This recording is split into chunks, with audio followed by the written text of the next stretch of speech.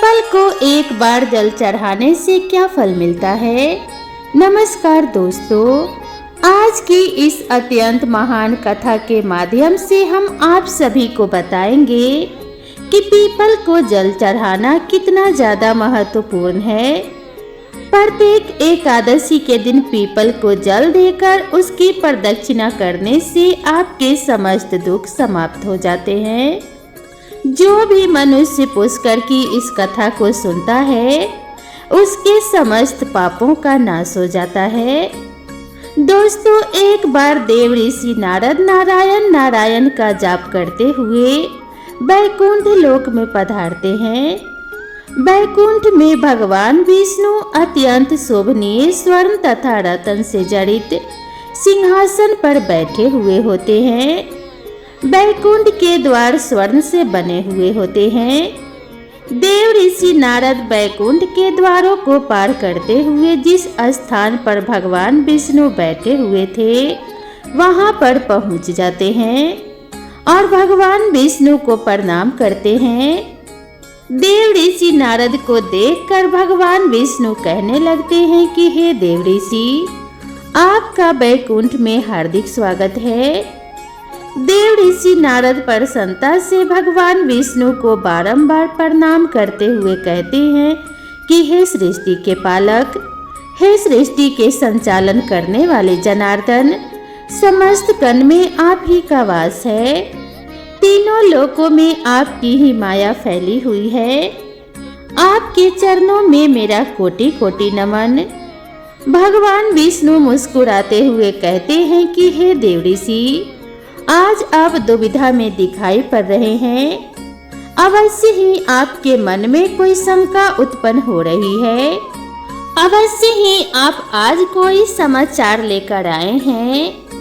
भगवान विष्णु की बात सुनकर देव ऋषि कहते हैं कि हे प्रभु, आप तो सर्वज्ञ हैं। तीनों लोकों में निवास करने वाले सभी प्राणियों के अंदर आप ही का वास है। आपसे कुछ भी छिपा हुआ नहीं है। प्रभु, मैं आज वैकुंठ किस कारण से आया हूँ यह भी आप भली भांति जानते हैं कि मैं किस कारण से चिंतित हूँ। भगवान विष्णु कहते हैं कि हे देव ऋषि, मैं जानता हूँ कि आपकी चिंता का कारण क्या है और आपकी इस अवस्था को भी मैं भली भांति समझता हूँ। आज आप जिस शंका को दूर करने के लिए आए हैं वह समस्त मानव जाति के लिए बहुत ही कल्याणकारी है। इसीलिए आप निसंकोच होकर पूछिए। फिर देव ऋषि नारद कहने लगते हैं कि हे प्रभु, मैंने आज कुछ मनुष्यों को पीपल का वृक्ष तोड़ते हुए देखा है। वह वृक्ष बहुत ही पीड़ा में था और मनुष्य बिना सोचे समझे ही पीपल के वृक्ष को तोड़ रहे थे। हे प्रभु, पीपल में तो आप ही का वास है। आप ही ने कहा है कि वृक्षों में आपका वास है, तो फिर मनुष्य ऐसा पाप क्यों करते हैं। मैं यह भी जानना चाहता हूँ कि पीपल के वृक्ष को जल देने से मनुष्य को कौन सा फल मिलता है। पीपल को जल कब देना चाहिए और किस दिन इसकी पूजा करनी चाहिए। भगवान विष्णु कहते हैं कि हे देव ऋषि, आप सत्य ही कहते हैं। वृक्षों में मैं पीपल हूँ। पीपल के वृक्ष में मेरा ही वास है। पीपल के महत्व को बताने से पूर्व मैं आपको एक प्राचीन कथा सुनाता हूँ। इस कथा के माध्यम से आपको आपके सभी प्रश्नों के उत्तर मिल जाएंगे। जो भी मनुष्य इस कथा को एक बार सुन लेता है उसके सारे पाप नष्ट हो जाते हैं। जो इसे बार बार सुनता है उसके सभी दुख दूर होते हैं और उसे धन्य धान्य की प्राप्ति होती है। पीपल के महत्व की इस कथा का प्रचार जो भी करता है उसे विष्णु लोक की प्राप्ति होती है। देव ऋषि कहते हैं कि हे प्रभु, इस कथा को सुनने की मेरी तीव्र इच्छा हो रही है। आप जल्दी से इस महान कथा को मुझे सुनाएं। मैं इसे ध्यान से और पूरा अवश्य सुनूंगा तथा इसका तीनों लोकों में प्रचार भी करता रहूंगा। श्री हरि कहते हैं कि हे देव ऋषि, प्राचीन काल में एक अत्यंत शोभनीय सुंदर नगरी थी जिसका नाम था नंदीग्राम। उस नगरी में पुष्कर नाम के एक श्रेष्ठ ब्राह्मण रहा करते थे। वे सदैव ही धर्म कर्म के अनुष्ठान में लगे रहने वाले, सभी पशु पक्षियों की सेवा करने वाले थे। उनके आश्रम में एक प्राचीन पीपल का वृक्ष था जिसकी वह ब्राह्मण नित्य पूजा किया करता था। नित्य उस पीपल के वृक्ष को जल दिया करता था। वह एकादशी का व्रत करके पीपल को जल देकर उसकी प्रदक्षिणा करता था। बाहर जाते समय वह रोज पीपल के पेड़ को नमस्कार किया करता था। इस प्रकार से उस ब्राह्मण ने उस पीपल के वृक्ष की पूजा करके बहुत सारा पुण्य अर्जित कर लिया था। फिर एक दिन एक भयानक राक्षस भोजन की तलाश में उस पुष्कर ब्राह्मण के आश्रम पर आता है और इधर उधर देखने लगता है। तभी वह ब्राह्मण कुटिया से बाहर आकर देखता है कि एक भयानक राक्षस वहां पर खड़ा हुआ है। जैसे ही वह राक्षस उस ब्राह्मण को देखता है तो कहने लगता है, अरे वाह, आज तो बहुत ही सुंदर ताजा मांस खाने को मिलेगा। यह ब्राह्मण तो बहुत ही जवान, सुंदर और गुणवान दिखाई पड़ रहा है। अभी मैं इसी को चबा डालता हूँ। उस राक्षस को देखकर वह ब्राह्मण बिल्कुल भी भयभीत नहीं होता है और उस राक्षस से कहने लगता है कि हे राक्षस, इस गरीब की कुटिया में तुम्हारा स्वागत है। तुम बहुत भूखे दिखाई दे रहे हो, कहो तुम्हें भोजन में क्या दूं? ब्राह्मण के इस प्रकार के वचन सुनकर वह राक्षस आश्चर्य में पड़ जाता है और सोचने लगता है कि बड़े आश्चर्य की बात है, यह ब्राह्मण मुझसे जरा सा भी भयभीत नहीं है। यह अवश्य कोई बड़ा तपस्वी दिखाई पड़ रहा है। तब वह राक्षस कहने लगता है कि हे महात्मा, आप कौन हैं और इस वन में आप क्या कर रहे हैं? आपको मुझे देखकर बिल्कुल भी डर नहीं लगा। तब वह ब्राह्मण कहते हैं कि हे राक्षस, मैं भगवान विष्णु का भक्त हूँ। मुझे इस संसार में किसी भी चीज का कोई भय नहीं है। इसीलिए तुम बताओ तुम्हें क्या चाहिए? तुम्हारी जो भी इच्छा हो वह पूरी की जाएगी। आओ इस वृक्ष के नीचे आसन ग्रहण करो। तब वह राक्षस जैसे ही उस वृक्ष के नीचे चला जाता है तो उसका शरीर जलने लगता है और तुरंत ही उसकी मृत्यु हो जाती है और एक दिव्य मनुष्य उस राक्षस के शरीर से बाहर निकल आता है। उस मनुष्य को राक्षस की योनि से मुक्ति मिलती है। वह मनुष्य बाद में प्रसन्न हो जाता है और उस ब्राह्मण से कहने लगता है कि हे ब्राह्मण देवता, यह कैसा चमत्कार है? यह कौन सा वृक्ष है जिसके नीचे ठहरते ही मुझे मुक्ति मिल गई? तब वह ब्राह्मण कहता है कि हे महात्मा, यह पीपल का वृक्ष है। यह साक्षात भगवान विष्णु का ही रूप है। यह सभी पापों का नाश करने वाला है। इस वृक्ष के सानिध्य में आने से तुम्हारे सभी पाप नष्ट हो गए हैं। फिर वह दिव्य मनुष्य स्वर्ग की ओर जाने लगता है। फिर एक दिन यमराज अपने दूतों को बुलाते हैं और कहते हैं कि तुम जाओ और नंदीग्राम में निवास करने वाले पुष्कर नाम के ब्राह्मण को पकड़कर यहाँ पर लेकर आओ। यमराज का आदेश पाकर वे दूत यमलोक से धरती पर आते हैं और उस ब्राह्मण को जीवित ही पकड़कर यमलोक में ले जाने लगते हैं। रास्ते में महात्मा पुष्कर उन दूतों से कहने लगते हैं कि हे दूत, तुम यह क्या कर रहे हो? मेरी तो मृत्यु भी नहीं हुई है और तुम मुझे पकड़कर यमलोक लेकर क्यों जा रहे हो? फिर भी यमदूत कहने लगते हैं कि अरे ब्राह्मण, तू चुपचाप हमारे साथ चल। खुद यमराज ने हमें तुझे उठाकर लाने का आदेश दिया है। पता नहीं तूने ऐसा कौन सा भयंकर अपराध किया है। हम भी जानना चाहते हैं कि तूने कौन सा पाप किया है। फिर वह ब्राह्मण शांत रहकर उन यमदूतों के साथ यमलोक जाने लगता है। यम के दूतों को भी बड़ा आश्चर्य होता है। यह ब्राह्मण न तो विलाप कर रहा है और न ही दुखी हो रहा है। हम जिन भी प्राणियों को उठाकर लाते हैं वे तो जोर जोर से विलाप करते हैं। फिर वह यम के दूत उस ब्राह्मण को लेकर यमराज के सामने उपस्थित हो जाते हैं। जैसे ही यमराज उस ब्राह्मण को देखते हैं तो वह भयभीत हो जाते हैं और उन दूतों से कहने लगते हैं कि अरे दूतों, तुमने यह क्या किया? तुम किसे उठाकर लाए हो? मैंने तुम्हें दूसरे पुष्कर नाम के व्यक्ति को लाने के लिए कहा था जिसकी मृत्यु हो चुकी है। तुम लोगों ने बड़ी भूल की है जो इन महात्मा को उठाकर यमलोक लेकर आ गए। इनका स्थान यहाँ पर नहीं है।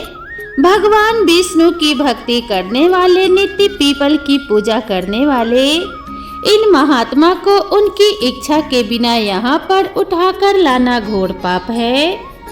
तब वो यम के दूत कहते हैं कि हे धर्मराज, हमें क्षमा करें, हमसे बड़ी भूल हुई है।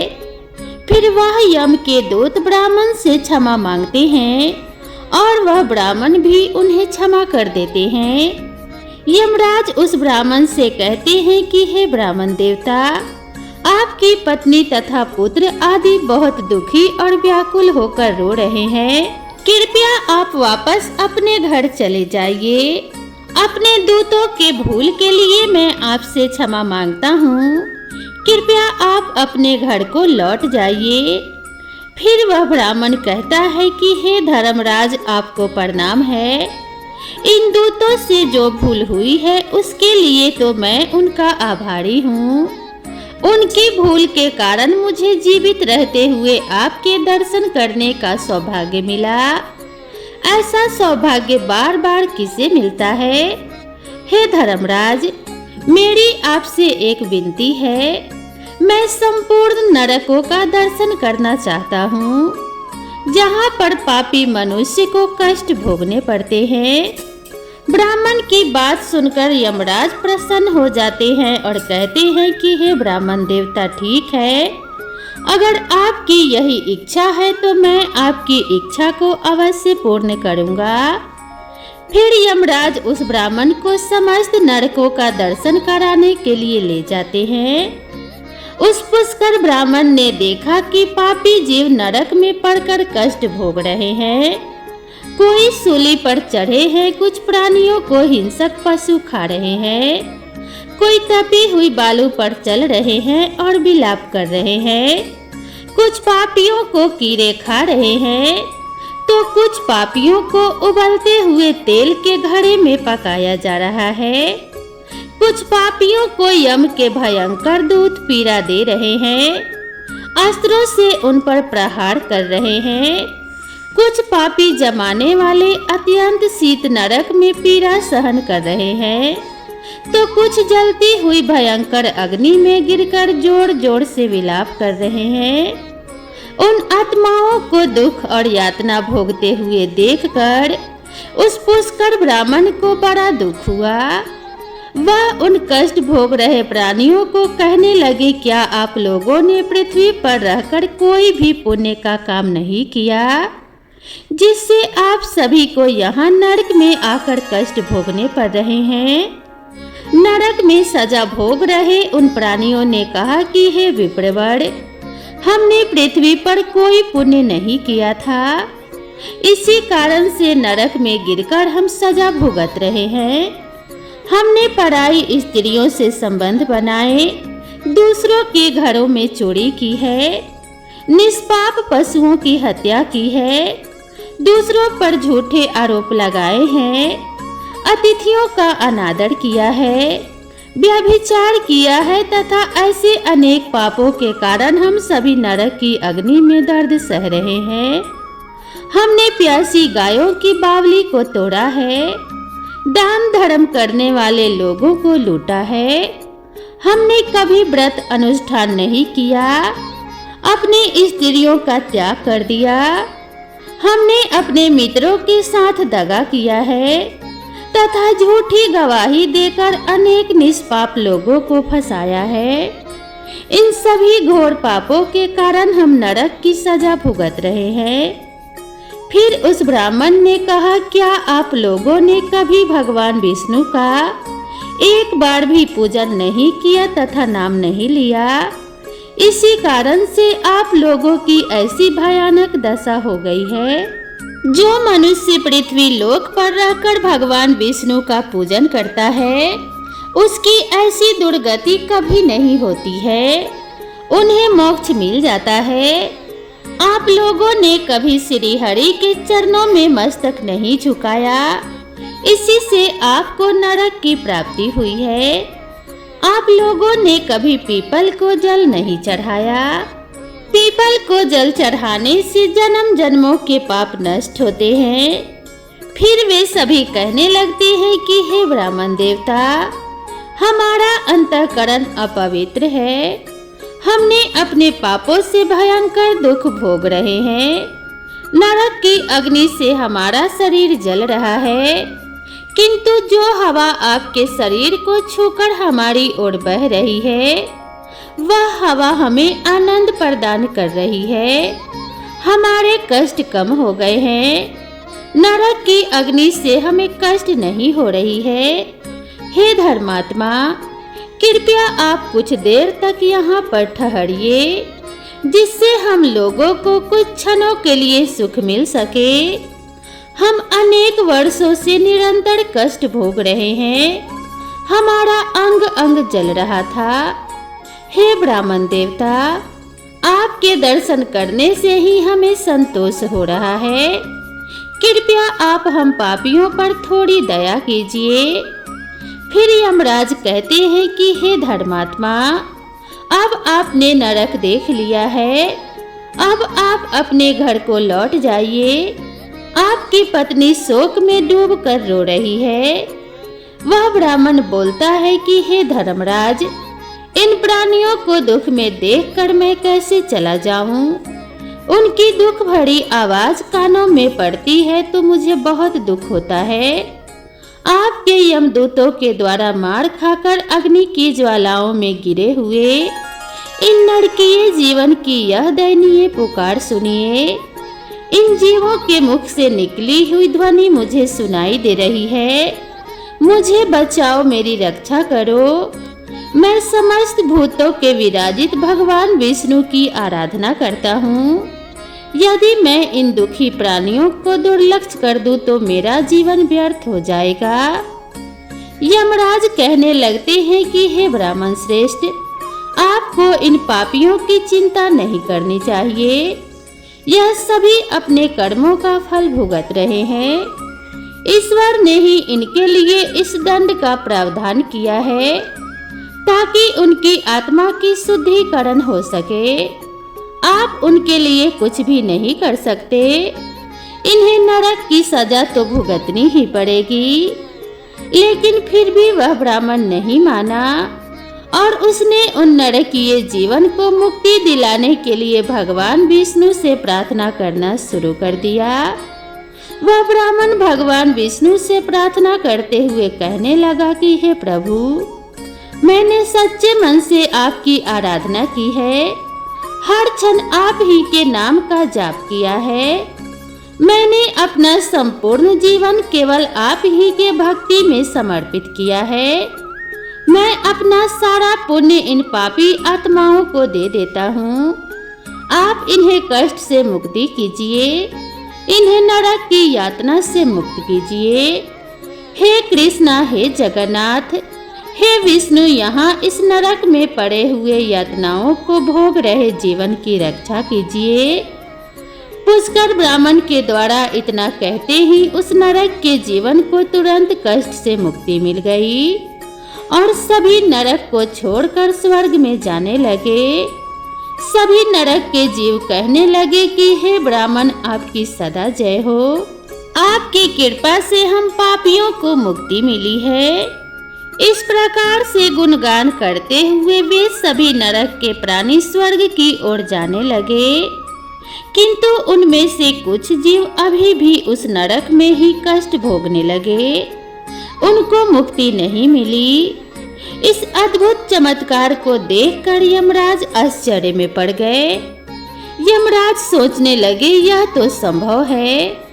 कौन से पुण्य के प्रभाव से इस ब्राह्मण ने इन नरक के प्राणियों को मुक्ति दिलाई है। फिर उस स्थान पर भगवान विष्णु प्रकट होते हैं। वह ब्राह्मण और यमराज भगवान विष्णु को नमस्कार करते हैं। यमराज भगवान विष्णु से पूछने लगते हैं कि हे प्रभु, इस ब्राह्मण ने ऐसा कौन सा पुण्य किया है जो एक ही बार में इसने इतने सारे नरक के प्राणियों को मुक्ति दिलाई है, और किस पाप के कारण यह नरक के जीव अभी भी सजा भुगत रहे हैं। तब भगवान विष्णु कहते हैं कि हे धर्मराज, इस ब्राह्मण ने पीपल के वृक्ष को नित्य जल दिया है, उस वृक्ष का पूजन किया है। इसी कारण से यह इतना बड़ा पुण्यात्मा बन गया है कि इसमें नरक के जीवन को मुक्ति दिलाने का सामर्थ्य आ गया है। यह जो अन्य जीव अभी भी नरक में कष्ट भोग रहे हैं, इन मनुष्यों ने अपने पूर्व जन्म में पीपल के वृक्ष तोड़े हैं। इसी कारण से उनकी मुक्ति नहीं हो पाई है। जो मनुष्य पीपल को केवल एक बार जल देता है, वह कभी नरक में नहीं जाता है। उसके अंदर इतना सामर्थ्य आ जाता है कि वह अन्य पापी जनों के भी पाप को नष्ट कर डालता है। उसके सानिध्य में आने वाले घोर पापी भी पाप से मुक्त हो जाते हैं। इतना कहकर भगवान विष्णु उस स्थान से अंतर्ध्यान हो जाते हैं। फिर यमराज उस ब्राह्मण को वरदान देते हुए कहते हैं कि हे महात्मा, आप धन्य हो। आप पृथ्वी पर सदा निवास करो। आपको मुझसे कोई भय नहीं होगा। जो भी मनुष्य आपके सानिध्य में रहेगा, उसे भी कभी नरक की प्राप्ति नहीं होगी। उनकी कभी अकाल मृत्यु नहीं होगी। इस प्रकार से यमराज ने उस पुष्कर ब्राह्मण को वरदान दिया। इस ब्राह्मण ने यमराज को नमस्कार किया और पृथ्वी पर लौट कर आ गए और पहले की तरह नित्य भगवान विष्णु का पूजन करने लगे और पीपल को जल चढ़ाने लगे। भगवान विष्णु नारद से कहते हैं कि हे नारद, इस प्रकार से मैंने तुम्हें पीपल को जल देने का महत्व सुना दिया है। जो भी मनुष्य इस पुष्कर की कथा को सुनता है, उसके समस्त पापों का नाश हो जाता है। तो दोस्तों, इस प्रकार से भगवान विष्णु ने पीपल को जल देने का महत्व महर्षि नारद को सुनाया है। आप भी पीपल को जल अवश्य दें। शनिवार को पीपल के नीचे सरसों के तेल का दीपक अपने पितरों के लिए अवश्य जलाएं। प्रत्येक एकादशी के दिन पीपल को जल देकर उसकी प्रदक्षिणा करें, तो आपके समस्त दुख कष्ट समाप्त होंगे और आपके जीवन में सुख समृद्धि का आगमन होगा। तो प्रेम से कमेंट बॉक्स में जय श्री कृष्णा अवश्य लिखें। आप सभी को यह कथा कैसी लगी कृपया कमेंट करके ज़रूर बताएं। और इसी तरह की नई नई कथाओं और कहानियों के लिए मेरे चैनल से जुड़े रहें। तो मिलते हैं इसी तरह की नई कथा और नई कहानी के साथ। तब तक के लिए नमस्कार।